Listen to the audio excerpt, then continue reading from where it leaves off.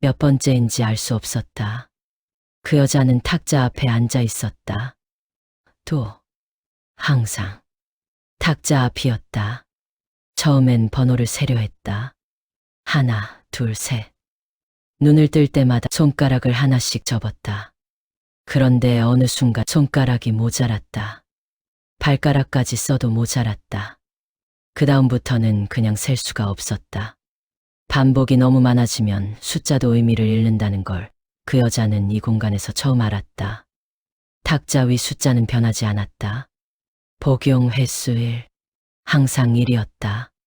아무리 마셔도, 아무리 반복해도 항상 첫 번째로 돌아갔다. 끝이 없다는 걸 숫자로 보여주는 방식. 그 냉정함이 이 공간에서 가장 잔인한 것이었다. 고통보다도, 형벌보다도 끝이 없다는 사실 자체가. 이번에도 그가 걸어왔다. 문 없는 곳에서, 벽이 있어야 할 곳에서, 아무렇지 않게, 항상 같은 걸음으로, 항상 같은 속도로, 서두르지도 않고 느리지도 않게, 마치 매일 아침 식탁으로 걸어오듯 그릇을 들고 있었다. 여보, 약 먹어. 그 여자는 의자를 뒤로 밀었다. 일어서려 했다. 다리가 말을 듣지 않았다. 몇 번을 반복하면 몸도 반응이 느려지는지. 무릎이 떨렸다. 간신히 섰다. 제발 이제 그만해. 얼마나 더 해야 돼. 제발. 목소리가 제대로 나오지 않았다. 목이 쉬어 있었다. 울부짖는 게 습관이 됐는지 목이 항상 쉬어 있었다. 눈물도 처음처럼 쏟아지지 않았다. 눈물샘도 한계가 있는 건지 아니면 이곳에서는 눈물도 제한이 있는 건지. 그가 말했다. 왜 그래? 여전히 다정했다. 조금도 변하지 않았다.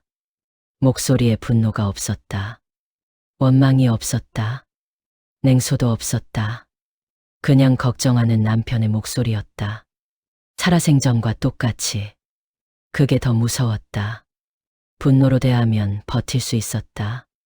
원망으로 대하면 맞설 수라도 있었다. 그런데 이 다정함은, 이 아무것도 모르는 척하는 다정함은 버틸 방법이 없었다. 당신이 나한테 매일 주던 거잖아. 그 말이 공기를 타고 퍼졌다. 그 여자의 몸이 굳었다. 배속이 타는 것보다, 숨이 막히는 것보다 그 말 한마디가 더 깊이 박혔다. 살 속이 아니라 더 깊은 곳에. 그 여자는 그릇을 받아들었다. 손이 떨렸다. 마셨다.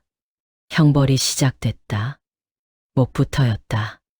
항상 목부터였다. 그릇의 내용물이 식도를 타고 내려가는 순간 식도가 좁아지기 시작했다. 처음엔 조금이었다. 숨이 약간 얕아지는 정도. 그런데 점점이었다. 점점 더 좁아졌다. 숨이 반이 됐다. 그 다음엔 반의 반이 됐다. 폐가 오그라들었다. 공기가 들어갈 공간이 줄어드는 것 같았다. 들이쉬려고 해도 들어오지 않았다. 내쉬려고 해도 나가지 않았다. 숨이 어딘가에 막혀 있었다. 폐와 목구멍 사이 어딘가에. 손끝이 차가워졌다. 감각이 사라지기 시작했다. 손끝에서 손바닥으로, 손바닥에서 손목으로, 발끝에서 발바닥으로, 발바닥에서 발목으로. 그 차가움이 천천히, 아주 천천히 위로 올라왔다. 무릎이 차가워졌다. 허벅지가 차가워졌다. 그런데 배속은 타고 있었다. 냉기가 밖에서 올라오고 열기가 안에서 끓어오르고 그 두 가지가 몸 안에서 충돌하고 있었다. 어느 쪽도 이기지 않았다. 어느 쪽도 지지 않았다. 그냥 계속 충돌하고 있었다. 그 충돌이 가장 고통스러운 것이었다. 심장이 박동을 잃어가기 시작했다. 규칙적이던 박동이 불규칙해졌다. 빠르게 뛰다가 느려졌다. 느려지다가 한번 크게 뛰었다. 그 다음엔 2박자 쉬었다. 그 다음엔 3박자. 죽는 것 같았다. 진짜로. 그냥 표현이 아니라 심장이 멈추려 하고 있었다. 이미 수십 번 경험한 것인데도 매번 처음처럼 무서웠다. 몸이 기억하는 것 같았다. 죽는 공포는 익숙해지지 않는다는 걸. 거의 다 왔다. 거의. 멈췄다. 스위치를 끄듯. 냉기도 멈췄다. 열기도 멈췄다. 심장도 다시 뛰기 시작했다. 규칙적으로. 눈을 떴다. 탁자 앞이었다. 그릇이 있었다. 김이 피어올랐다. 그가 서 있었다. 여보, 양 먹어. 이번엔 거부했다. 그릇을 받지 않았다. 고개를 흔들었다. 손을 뒤로 감췄다. 배 속에서 무언가가 깨어났다. 처음엔 미세한 진동이었다. 위장 아래쪽에서. 그 다음엔 열기였다. 처음엔 따뜻한 정도였다. 그런데 그게 빠르게 달아올랐다. 뜨거워졌다. 타는 것처럼. 피부 안쪽에서 갈라지는 느낌이 왔다. 팔뚝을 내려다봤다. 피부 사이에 실금 같은 틈이 생기고 있었다. 그 틈으로 붉은 빛이 새어나왔다. 밝고 진한 붉은 빛. 불덩이가 안에 있고 그게 밖으로 나오려는 것처럼. 배가 부풀어 오르기 시작했다. 천천히, 하지만 확실하게. 터지기 직전처럼. 그 여자는 두 손으로 배를 감쌌다. 막으려는 것처럼. 소용없었다. 손으로 막을 수 있는 게 아니었다. 공간 어딘가에서 목소리가 들렸다. 복용을 거부하면 형벌은 더 빨라집니다. 그 여자는 결국 그릇을 받아들었다. 마셨다. 어느 순간부터 그 여자는 생각하기 시작했다. 고통 중에, 숨이 막히는 중에, 그 잠깐의 틈에 생각이 났다. 살아있을 때는 생각하지 않으려 했던 것들이. 이곳에서는 막을 방법이 없었다. 고통 중에도 의식은 또렷했다. 그게 이 형벌의 방식인지도 몰랐다. 몸은 고통받고 머리는 또렷하게. 남편이 처음 한약을 마시던 날이 생각났다. 아침이었다. 그 여자가 그릇을 내밀었다. 남편이 두 손으로 받았다. 한 모금 마시고 표정을 지었다. 쓴 표정. 많이 써. 그 여자가 물었다. 조금, 그래도 마셔야지. 당신이 다려줬으니까. 그리고 다 마셨다. 그 여자는 그때 아무 감정을 느끼지 않으려 했다. 성공했다고 생각했다. 그런데 지금 그 장면이 떠오르는데 감정이 났다. 이제야. 너무 늦게. 남편은 쓴 걸 알면서 마셨다. 당신이 다려줬으니까. 그 이유 하나로. 두 번째 기억이 떠올랐다. 남편이 손발이 저리다고 했던 날. 그 여자가 걱정스러운 표정으로 말했다. 병원 가봐요. 남편이 웃으며 말했다. 괜찮아. 당신 한약 먹으면 나을 거야. 그 말을 들으면서 그 여자가 속으로 했던 생각이 떠올랐다.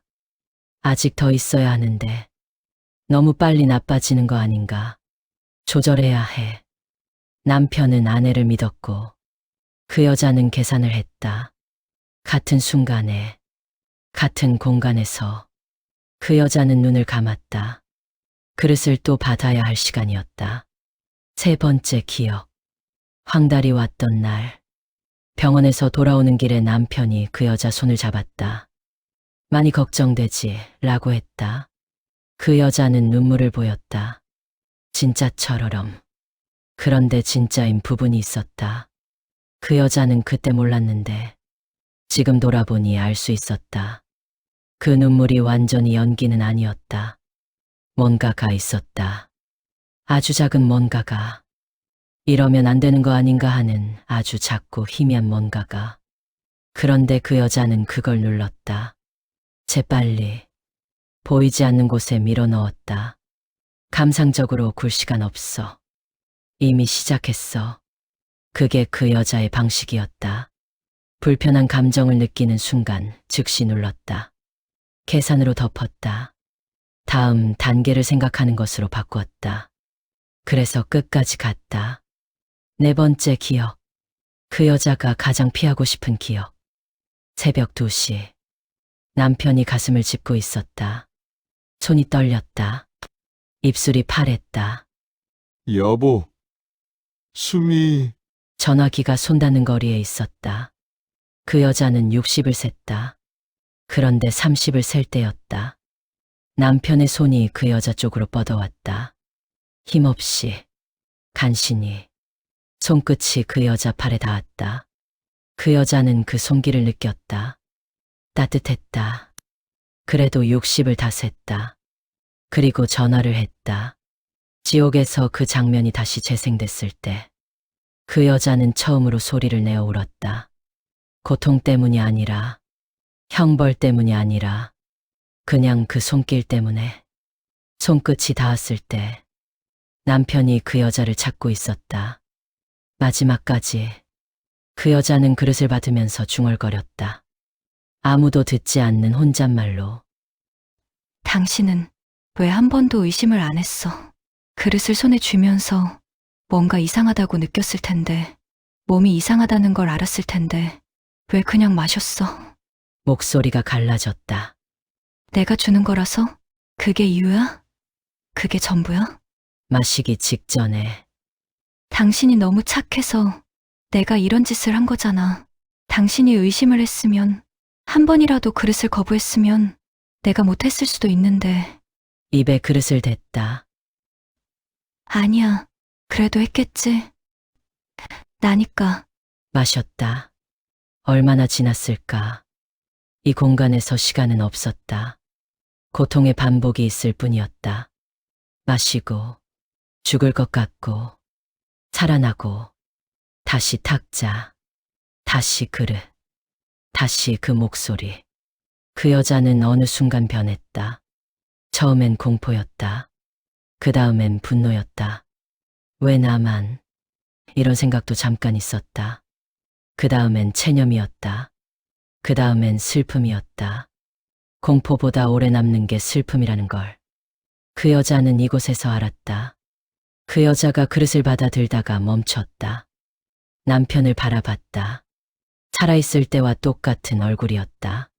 그 다정한 눈, 그 순한 웃음, 눈가의 잔주름, 그 여자가 수십 년을 봐왔던 얼굴. 그런데 제대로 본 적이 없었다.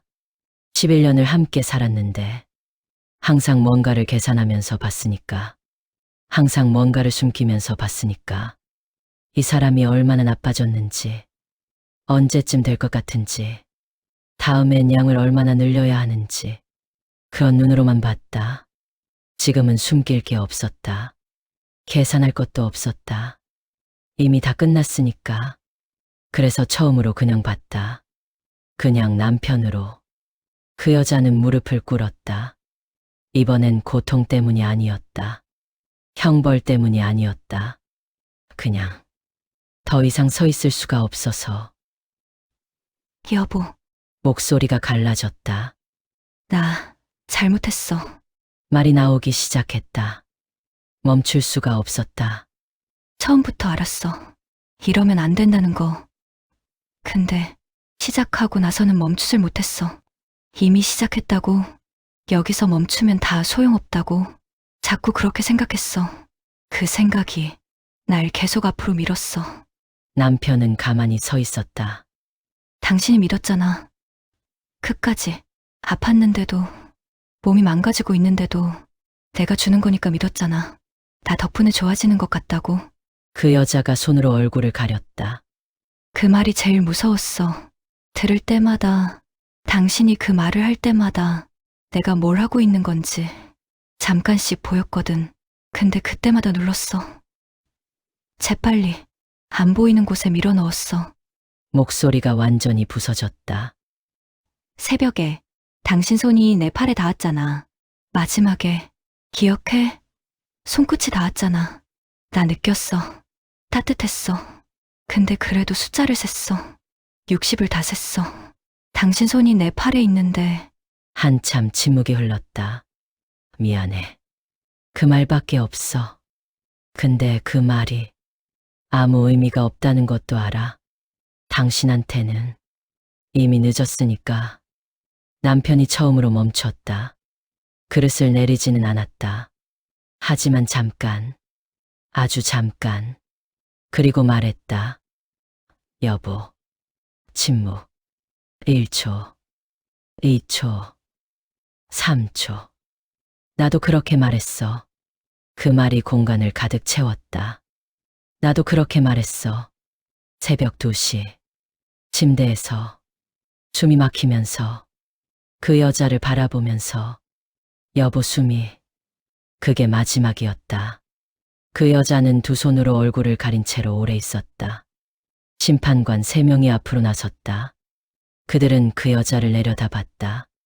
감정 없이, 분노도 연민도 없이, 다 알고 있고 다 결정된 것을 확인하는 눈으로. 그 감정 없음이 어떤 분노보다 무거웠다. 중앙의 심판관이 말했다. 당신은 죽음을 약으로 만들었습니다. 탁자 위에 글자가 천천히 떠올랐다. 한자씩, 처방자, 본인, 복용기간, 영원. 그 여자는 바닥을 바라봤다. 할 말이 없었다. 반박할 것도 없었다. 억울할 것도 없었다. 그 여자가 설계했다. 그 여자가 다렸다. 그 여자가 건넸다. 그 여자가 기다렸다. 그 여자가 60을 셌다. 처방자는 본인이었다. 이제 복용하는 것도 본인이었다. 남편이 한 발 앞으로 나섰다. 그릇을 내밀었다. 여보, 멈췄다. 약 먹어. 그 여자는 손을 뻗었다. 그릇을 받았다. 눈을 감았다. 그리고 마셨다. 탁자 위 숫자는 바뀌지 않는다. 복용 횟수 1. 영혼은 오늘도 한 번째다. 지옥 대기실에는 아직 많은 사람들이 형벌을 기다리고 있습니다.